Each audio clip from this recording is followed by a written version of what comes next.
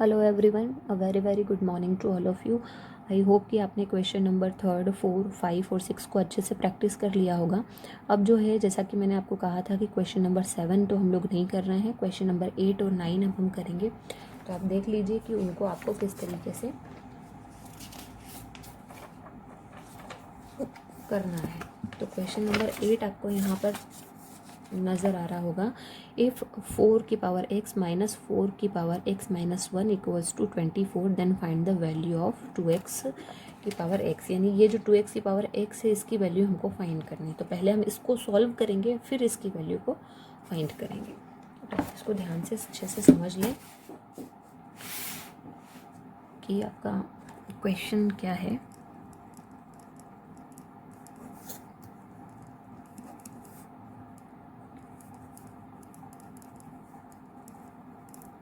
ठीक है, ये आपका क्वेश्चन है।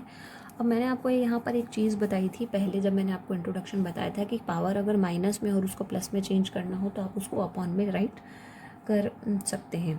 तो जैसे कि 4 की पावर x है माइनस 4 की पावर x माइनस 1 है, तो 4 की पावर x को तो आप ऐसे ही रहने दीजिए, और -1 को अगर चेंज करना है तो 4 की पावर +1 कर दीजिए। +1 करेंगे तो कोई मतलब तो है नहीं, इसलिए इसको आप एज इट इज़ रहने दीजिए। तो इसको मैंने ऐसे चेंज किया, आई होप कि समझ में आ गया होगा।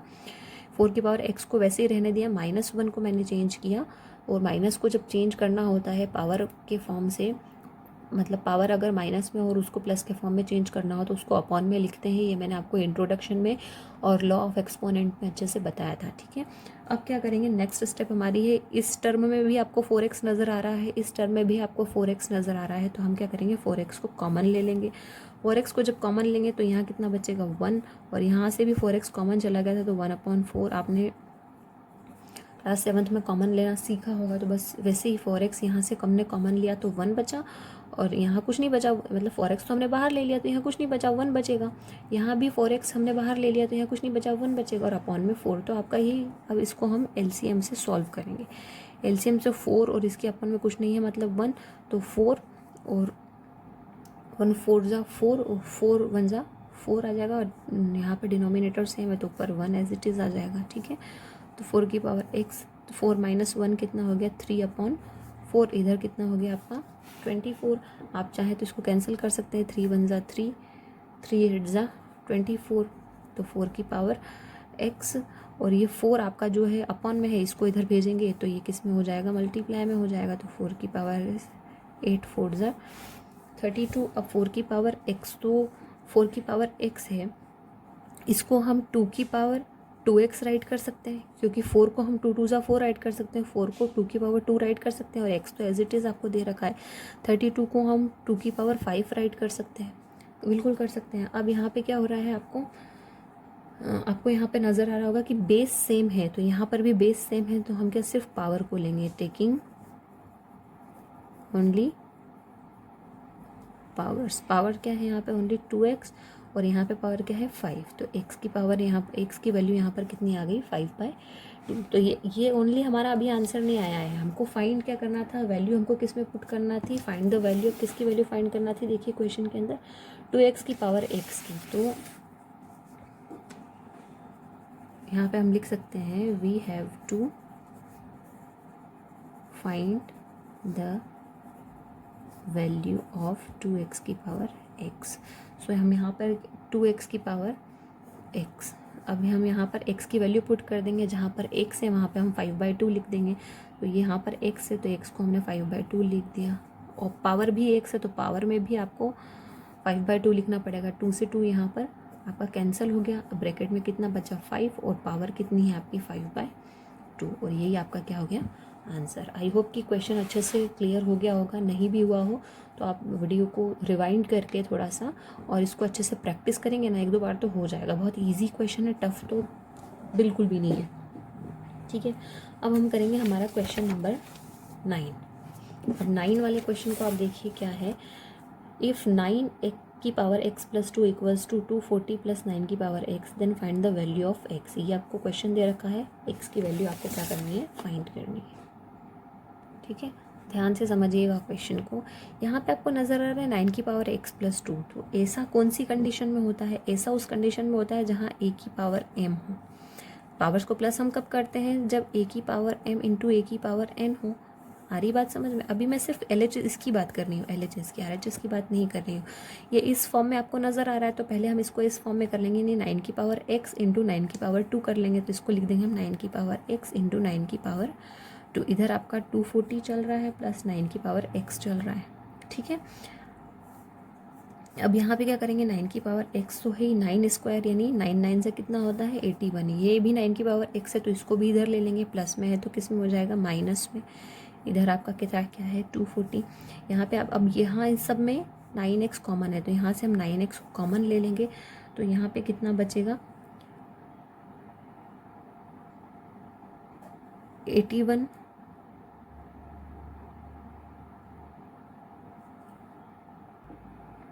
माइनस का यहाँ पे कितना बचा 1। अब आप सोच रहे होंगे कि यहाँ से भी तो 9x लिया हमने, तो यहाँ पे 1 क्यों नहीं लिखा। इसलिए नहीं लिखा क्योंकि ये यहाँ पे मल्टीप्लाई में है, ये यहाँ पे माइनस में है, इसलिए यहाँ पे कितना बचा 9x कॉमन लिया, तो यहाँ कितना बचा 1। अब ये कितना हो गया 240, ठीक है। 9x 81 माइनस 80 कितना हो गया, 81 माइनस 1 कितना हो गया 80। 0 से 0 आपका कैंसिल हो गया, 8 1 ज़ा 8, 8 3 ज़ा 24। तो ये कितना बचा आपका 9x, और इधर कितना बचा 3। अब 3 तो वैसे ही रहेगा आपका, ठीक है। अब 9 को हम 3 का स्क्वायर लिख सकते हैं, ऑब्वियसली लिख सकते हैं, क्योंकि 3 3 ज़ा 9 होता है, तो 9 को हम 3 का स्क्वायर राइट कर सकते हैं। x आपका एज इट इज़ है, यहाँ पर है 3। अब फिर से वही कंडीशन आ गई कि बेस सेम हो गए, तो हम क्या लेंगे ओनली पावर्स। अब पावर्स क्या है, यहाँ पे पावर है 2x, और यहाँ पे कुछ भी पावर नहीं है, मतलब 1 है, तो 1 ही आएगी, ठीक है। x की पावर यहाँ मतलब x की वैल्यू यहाँ पे कितनी हो जाएगी 1/2। और क्वेश्चन के अंदर भी उसने हमको x की वैल्यू फाइंड करने के लिए ही कहा था, इसलिए x की वैल्यू यहाँ पर कितनी आ गई 1/2। अब जो क्वेश्चन है वो क्वेश्चन वैसे तो आपको करना चाहिए, लेकिन ऑब्वियसली इसका फर्स्ट और सेकंड में करवा देती हूँ, थर्ड और फोर आप कर लेना। क्यों? क्योंकि इनको लिखना ओनली स्टैंडर्ड फॉर्म में ही है।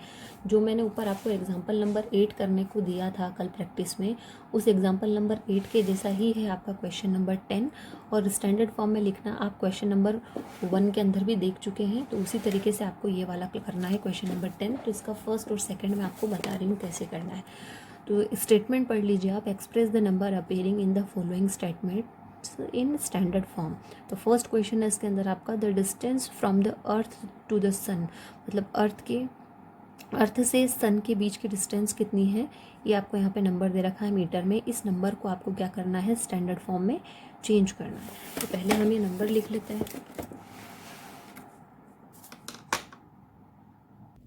ठीक है। तो इसको स्टैंडर्ड फॉर्म में चेंज करेंगे, तो देख लेते हैं। पहले हमारा क्या रहता है, 1 के बाद में पॉइंट लगाते हैं, मतलब फर्स्ट डिजिट के बाद में।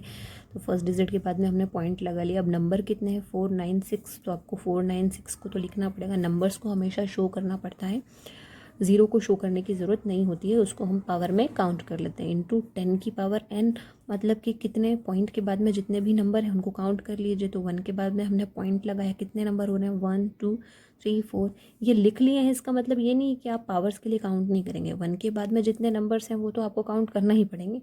तो 1 2 3 4 5 6 7 8 9 10 और 11, यानी 10 की पावर कितनी हो रही है 11, यानी 1.496 इंटू 10 की पावर 11 मीटर। ये आपका हो गया स्टैंडर्ड फॉर्म में। क्लियर?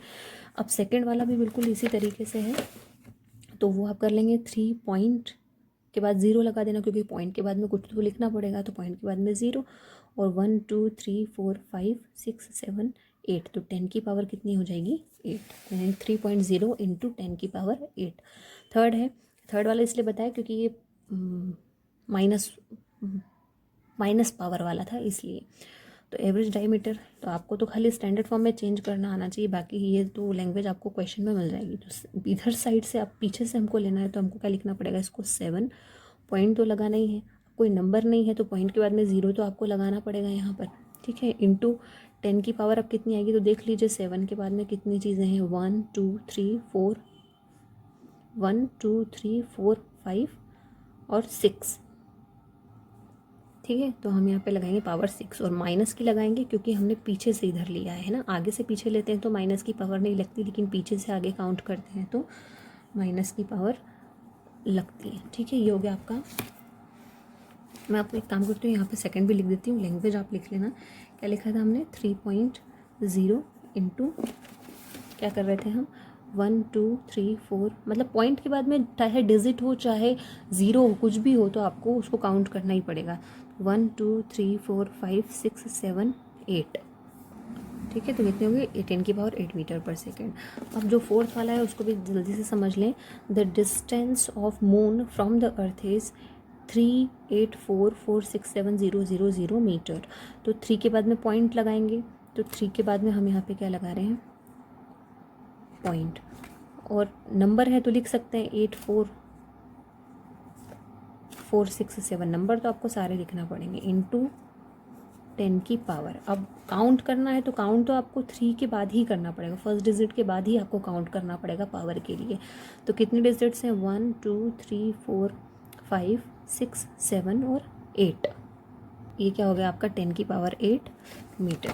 कितनी 8 थी तो 8 मीटर। और माइनस तो लगाना ही नहीं क्योंकि हमने तो आगे से पीछे ही किया, तो प्लस में ही आएगा। तो ये अब आपका मेरी तरफ से आपकी जो एक्सरसाइज थी, आपका जो चैप्टर था एक्सपोनेंट्स एंड पावर चैप्टर 12 वो फिनिश हो गया है। इसके मल्टीपल चॉइस क्वेश्चंस आप लोगों के पास बुक तो है ही, तो मल्टीपल चॉइस क्वेश्चंस आप इसके कर लेना, फिल इन द ब्लैंक्स इसके आप कर लेंगे बहुत ईजीली, ठीक है। तो इसको आप अच्छे से अपनी कॉपी के अंदर कंप्लीट कर लेना, प्रैक्टिस कर लेना इसकी।